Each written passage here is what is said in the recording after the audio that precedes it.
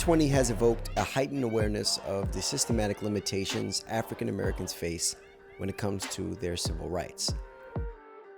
Lack of police accountability still remains as everyday instances of harassment and racial profiling continue, often ending with a call for us to know our rights. So what are our civil rights exactly? What are the police loopholes? And what are our options for seeking police accountability?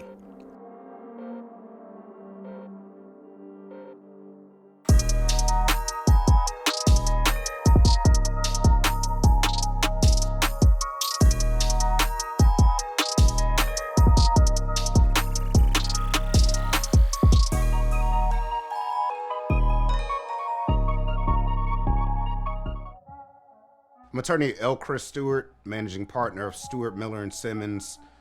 We handle catastrophic injury, wrongful death, but are probably most well known for a lot of the civil rights cases that I've handled. Walter Scott, Alton Sterling. Currently, I'm co-lead counsel with Ben Crump for George Floyd's family. I represent Ahmaud Arbery with Lee Merritt. It keeps happening over and over again, and people are now finally just waking up and realizing it's a problem. When it comes to the Black community, being stopped by the cops is all too common. According to the Pew Research Center, Black adults are 5 times more likely than whites to say they've been unfairly stopped by police because of race or ethnicity. I wanted to chat with Chris Stewart about one of the more recent and publicized examples of this and get his recommendations for how to handle these types of police encounters. One of the vice presidents of footwear, Versace, was allegedly jaywalking when he claims he was stopped and then harassed by the police. So we were over here and we saw you walk across the red hand over here, so we just want to make sure, like, what's going on? How come you did that? You didn't want to wait for the light? What did I do? I'm like a little startled. Right here. Rodeo? Oh, I jaywalked, I guess. Right. Yeah. So we saw you, but we were going to stop you over here, but then we decided we were just going to come this way and talk to you. How come you did that, man? I jaywalked. I don't know what else to say. I don't know what to say. When you see a video like that, what comes to mind? I get what they did. You know, I've seen that game before. Oh, you jaywalked. I mean, come on. But it was pretext to stop him. That was clearly racial profiling. So I'm in Beverly Hills right now, and I'm getting fucking searched for shopping at the store I work for, and so see now what you're doing is you're making it completely different to what we just talked about. Guys, you're making it completely different. Salehe Bembury is the vice president of sneakers and men's footwear at Versace. He's worked with Kanye West as a designer for Yeezy and is presently in collaboration with New Balance, creating a collection of his own. As he was leaving his job in Beverly Hills with a Versace bag, he was stopped by the police. According to the cops, he was stopped for jaywalking. According to Salehe, it was an act of racial profiling. What if one is walking down the street doing nothing wrong and a police officer approaches them? Are they required to stop? No, you have to stop. You know, he'll say he's conducting an investigation or whatever it is, but you have to give them your name, but if they don't have a reason, you don't have to do anything further than answer, identifying yourself. If the officer says he's doing an investigatory stop situation, they can't just search you unless you give them permission. All they can do is a external pat down without your permission. And that pat down is for their safety. So you do have to let them, pat you down from the outside, but they can't go in your pockets. I do. I'm just walking down the street. It's a little ridiculous.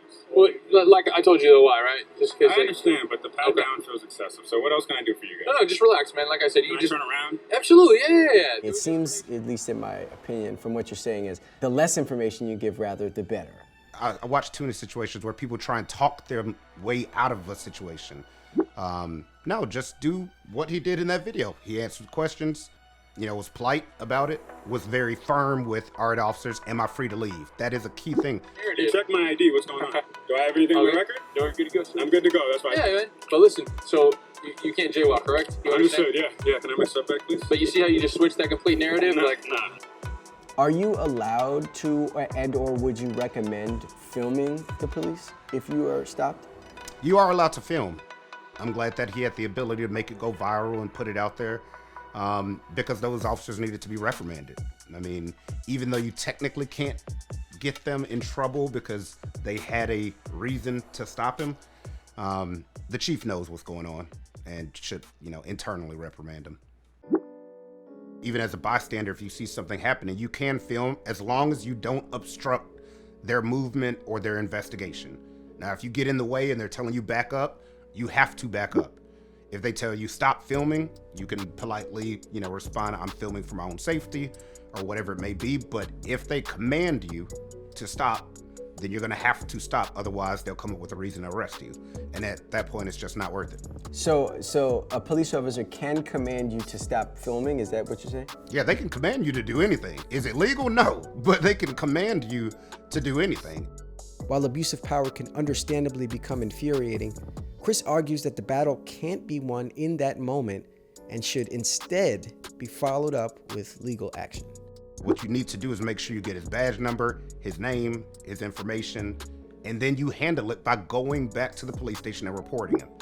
You don't understand how many black people do not report the officer when they do something minor illegally. You need to report that. Why do you think that is?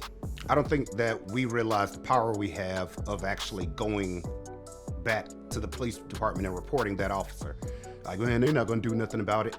Well, why it matters is when something happens and a lawyer like myself gets involved, we get that police officer's background, all of the documents, any complaints he's ever had. And if there are no complaints, we can't build up a pattern of bad behavior.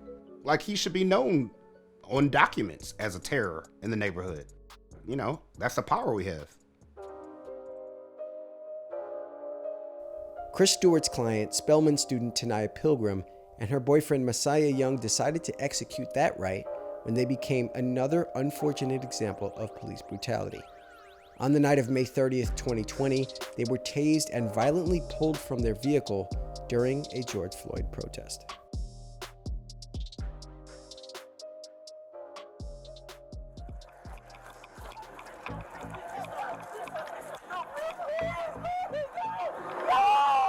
Just the extent to which you both are comfortable, if you can you kind of just recount to us what happened immediately prior to the video that people saw, and then a little bit about what happened during the video?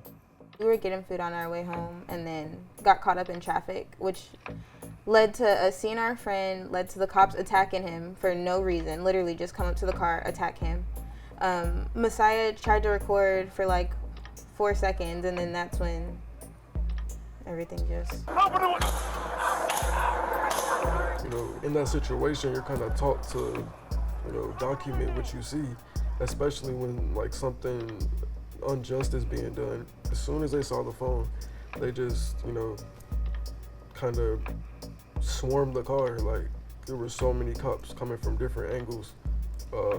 We were just really confused as to like really what was happening and why it was taken to this extreme.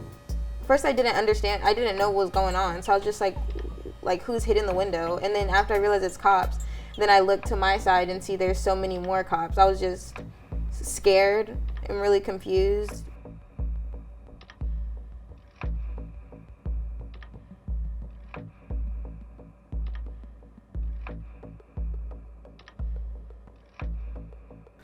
I literally felt like, it was the last few seconds of my life. So I was just doing what I could to take that seatbelt off, and that's really it.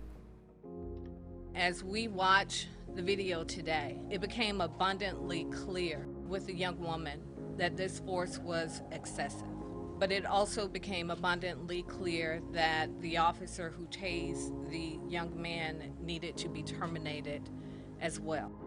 Messiah, do you think that if there wasn't a camera recording at that moment, that small level of accountability would have even been reached? People go through this on a daily basis. If the camera wasn't there, I don't think that this would have went like any type of good way if the circumstances weren't how they were. But yeah. Although Taniyah Pilgrim and Messiah Young are presently pursuing a civil suit for justice, this doesn't negate the lifelong scars they'll have to live with. How have the two of your lives changed since this has happened?